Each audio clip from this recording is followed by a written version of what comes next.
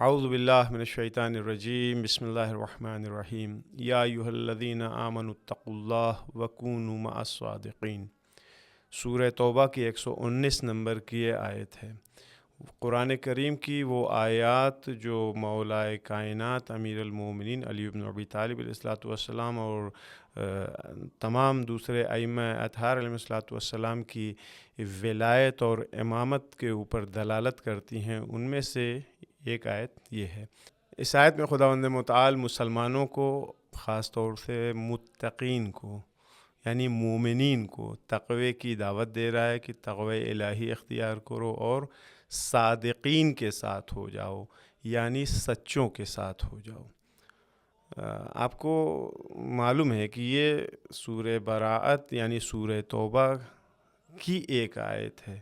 سورہ توبہ یا سورہ براءت جو بغیر بسم اللہ الرحمن الرحیم کے سے شروع ہونے والی سورہ ہے، اس سورہ میں اور اس کی اس آیت میں پروردگار عالم دو چیزوں کے لیے حکم دے رہا ہے۔ ایک تو تقوی الہی اختیار کرنے کے لیے، دوسرا سچوں کے ساتھ، صادقین کے ساتھ ہونے کے لیے اس میں حکم دے رہا ہے۔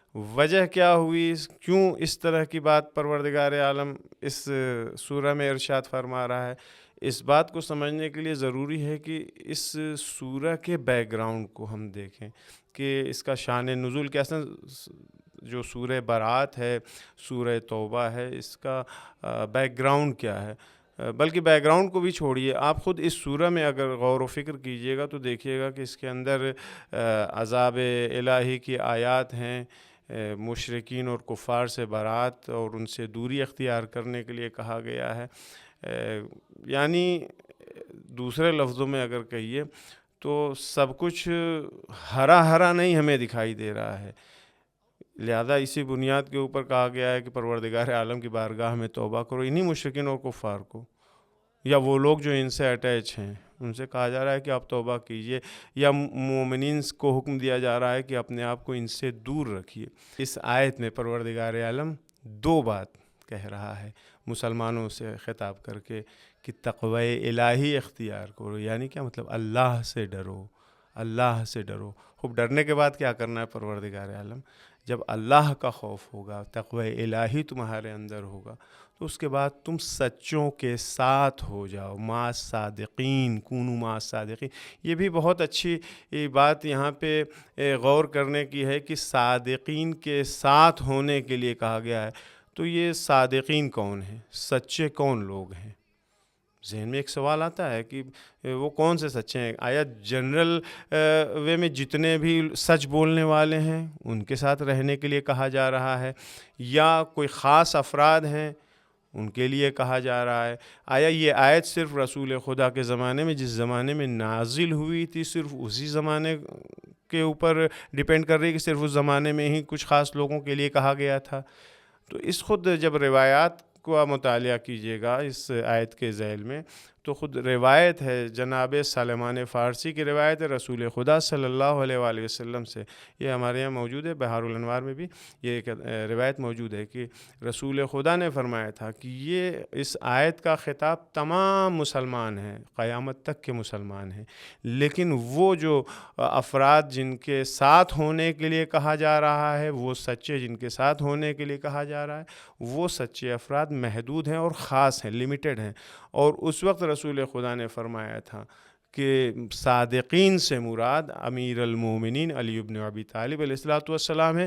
یہ تو ہمارے یہاں یہ بات موجود ہے، لیکن غیر شیعہ کتب میں، اہل سنت علماء، اس میں بہت سارے علماء ہیں جنہوں نے اس آیت کی تفسیر میں اس بات کو صاف صاف ذکر کیا ہے کہ اس آیت میں صادقین سے مراد امیر المومنین علی بن ابی طالب علیہ السلام ہے۔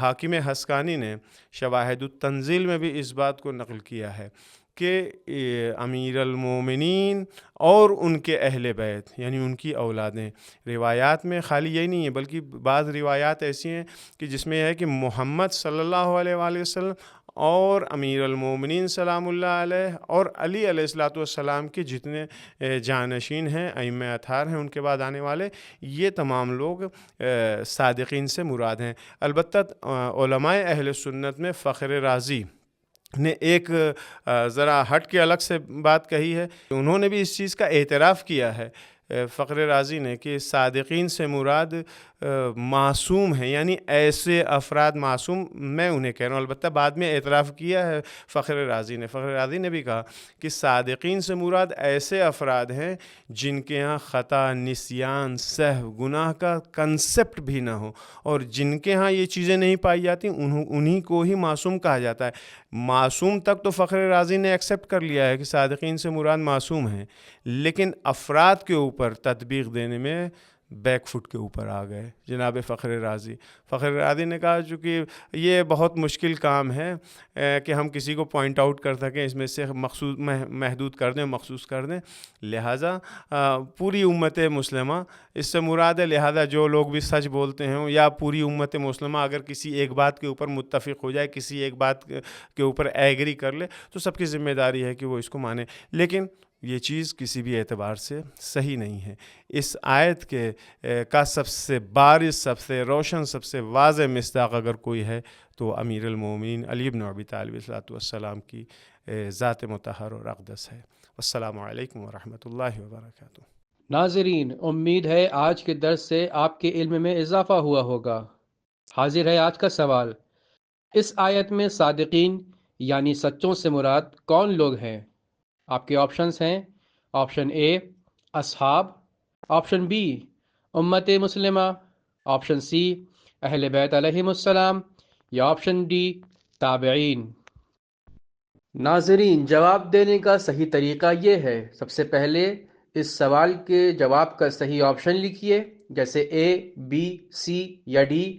اس کے بعد اپنا نام، اپنے والد کا نام، اپنے شہر کا نام، کنٹری، اور آخر میں اپنا موبائل نمبر بھیج کر ایک ہی میسج میں ہم کو اپنے میسج اپنے واٹس ایپ نمبر سے بھیج دیں. ہم آپ کے جواب کے منتظر ہیں. تب تک کے لیے خدا حافظ، فی امان اللہ.